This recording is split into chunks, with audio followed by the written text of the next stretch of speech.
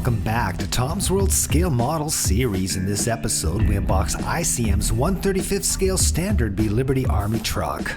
If you enjoy programming on scale modeling, then show your support by subscribing to this channel. Leave us a comment, like, dislike, or share the video with friends. Clicking the notification bell gives you alerts when we post new content. Or visit the channel Tom's World for a friendly visit for a complete list of all our videos.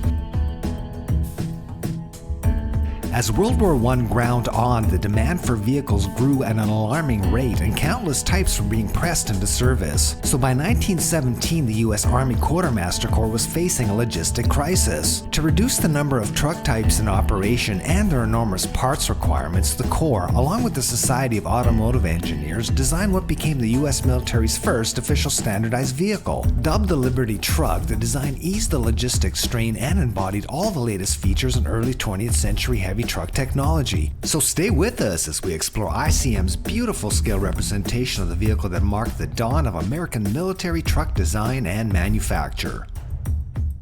Hey fellas, welcome back and thank you so much for taking the time to visit with me again.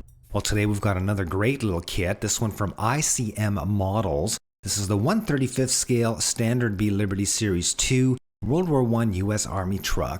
Usually the vehicle is just referred to as a Liberty truck, so that's what we'll call it from here on in. This is going to be kit number 35651. It was released in 2019 as a rebox of the original 2018 product that ICM released, and the retail price is $50 Canadian or $40 US today. And we'll just put up the dimensions here for you real quick, just so you get an idea of how big the box actually is. The box does give us the finished model's dimensions. It looks like it comes in at about 195 millimeters long, 88 millimeters tall. Now I'm not sure whether that's with a canopy or not.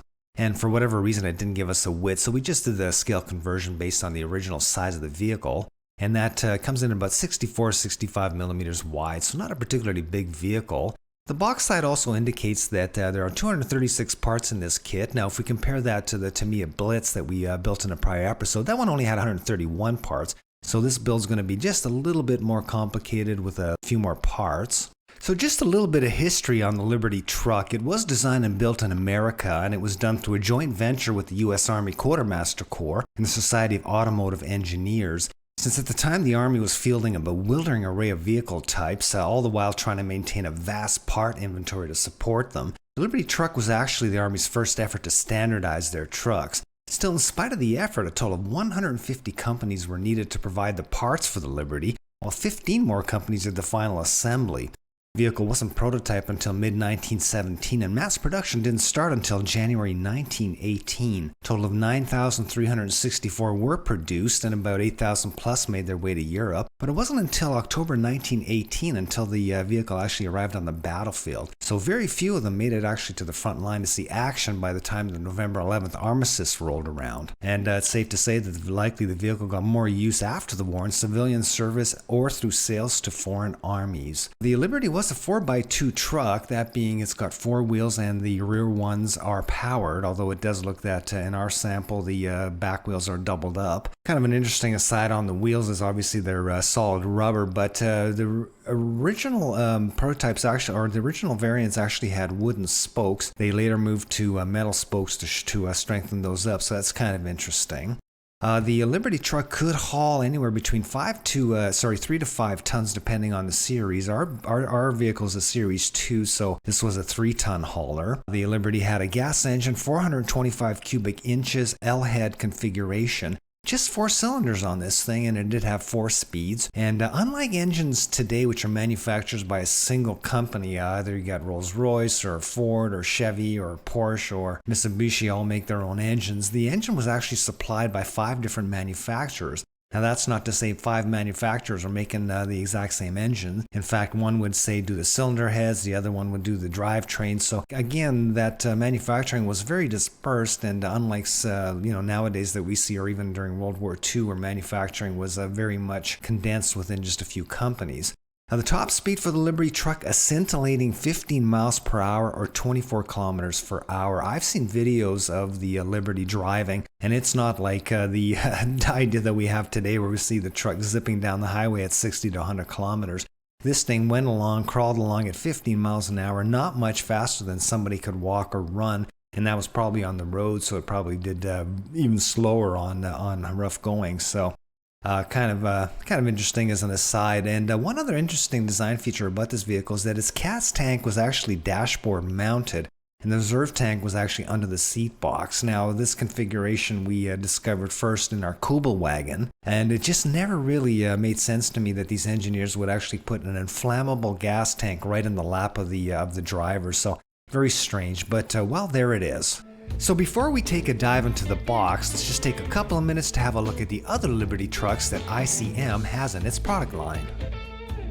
To date, ICM has released 4 1/35th scale kits based on the Liberty truck. Each release contains the same 5 base sprues, but additional sprues and differing decal sheets set the versions apart. The initial boxing, Kit 35650, was released in 2018. It's the simplest version in the line as it contains only the 5 base sprues. A small decal sheet, what we'll call the initial version, is also included. That was followed in 2019 by our review model, Kit 35651. This version contains the 5 base sprues as well as one additional new sprue which depicts the later version's steel wheel rims. The kit also contains a different decal sheet from the one that's found in the initial release. ICM released a second boxing in 2019, Kit 35652, which again contains the same 5 base sprues but with 2 additional new sprues. One sprue has the US infantry figures, and the other sprue has infantry small arms and equipment.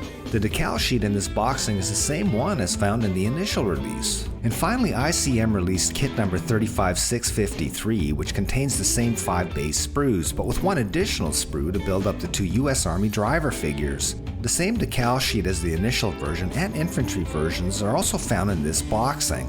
ICM has also made just the driver figures available as a separate kit. Although none of these boxings contain photo etch or cargo, 2 of the releases do come with figures, and the driver figures may also be purchased as a separate kit. However, the boxings with the figures do tend to cost a few dollars more. And a great feature of all these releases is the option to build either a covered or uncovered bed, and all this at a reasonable price, which makes this model an ideal choice for unboxing and next build videos. Time for the big unboxing, so let's pop the cover off here, and it's just a little bit different this time because it's kind of a box within a box, but we'll just pop this open and oh, there it is. Oh, kid at Christmas time. So many models, so little time. Okay, first thing is the decals are inside the instructions, so we'll get those out first. And the kit does come within one single bag. 6 sprues altogether, 5 opaque ones, 1 tiny little clear sprue for our headlights and such.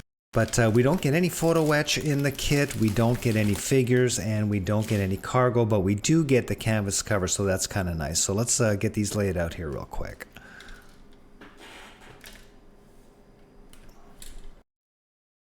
Starting with our instruction sheet, here it is here, and I do appreciate the size of it. It's nice and big if we compare it to our TACOM Stimmgeschütz instructions, which I did complain about how small they were. This one's certainly big and easy to read. We'll go through it fairly quickly, so if you do want to focus on a particular page, feel free to pause the video. Let's get into it.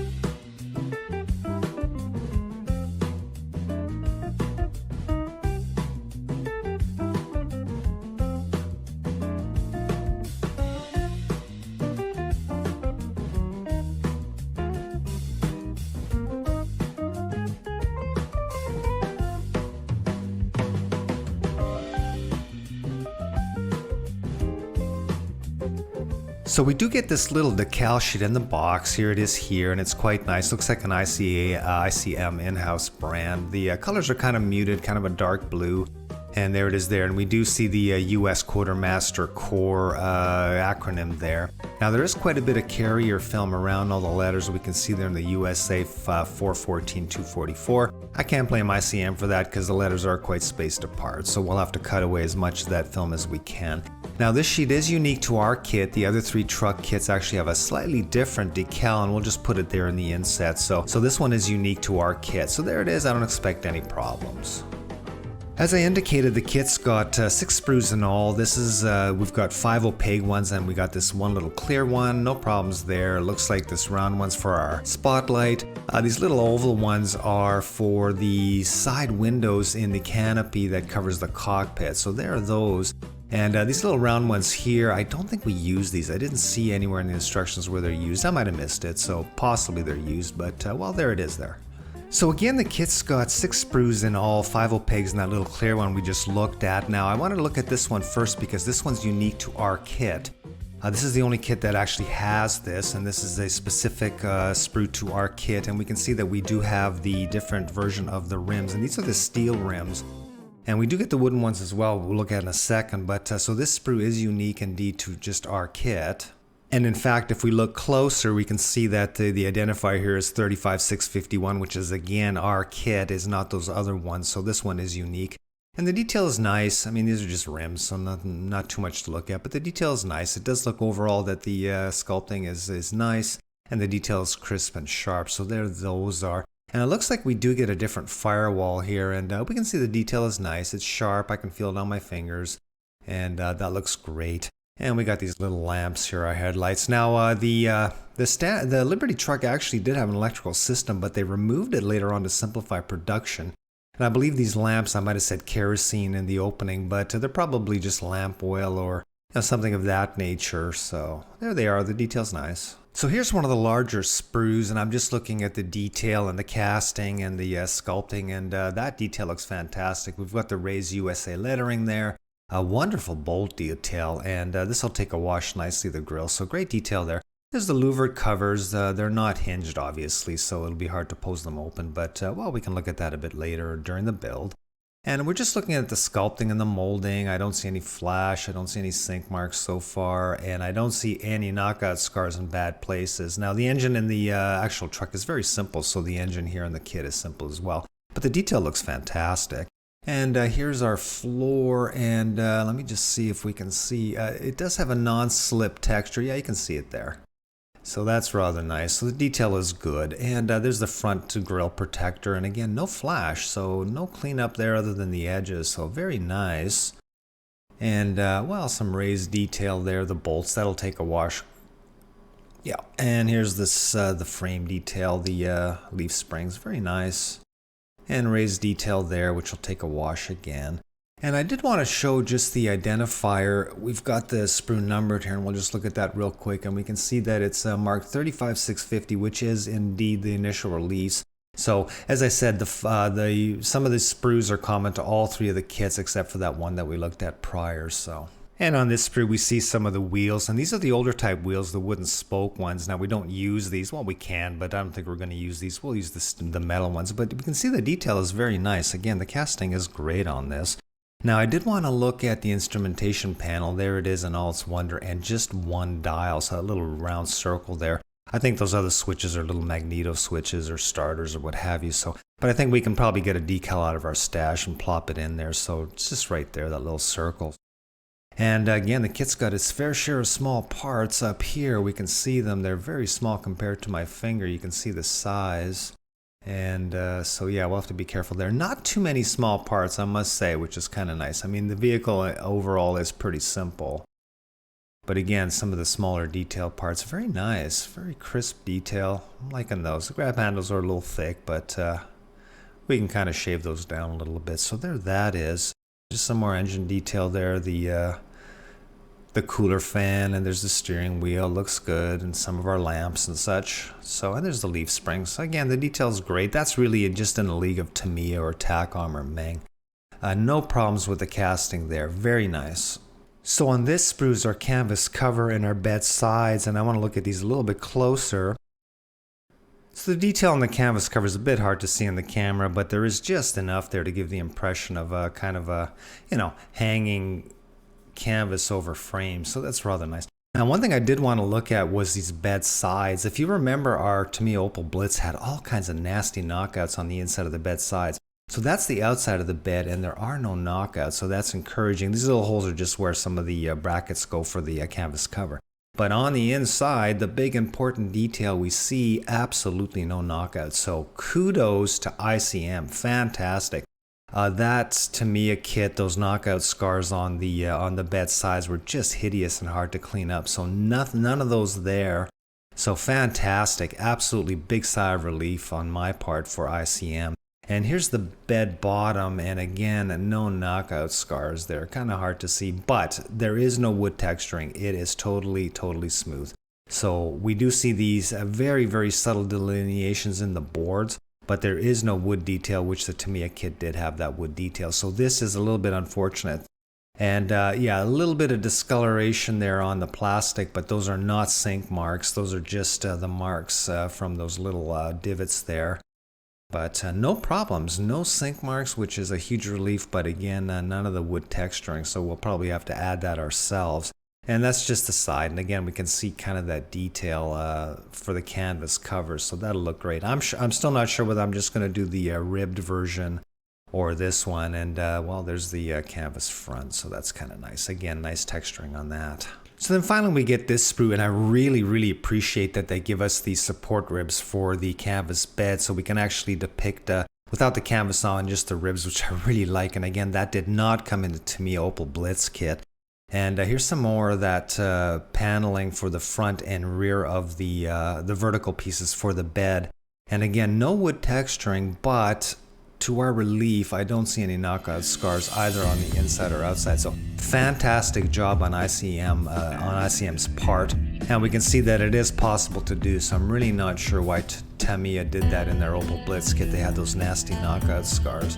And that'll do it for this installment. Check back soon for episode 2, where we'll build our Liberty truck, and for episode 3, where we'll paint and weather. Until then, why not leave us a comment, like, dislike, or share the video with a friend. You can also grumble in the comments or drop by the channel, Tom's World, for a complete list of all our educational and entertaining videos. In the meantime, keep your trenches dry and your bayonets fixed, stay well, and all the best.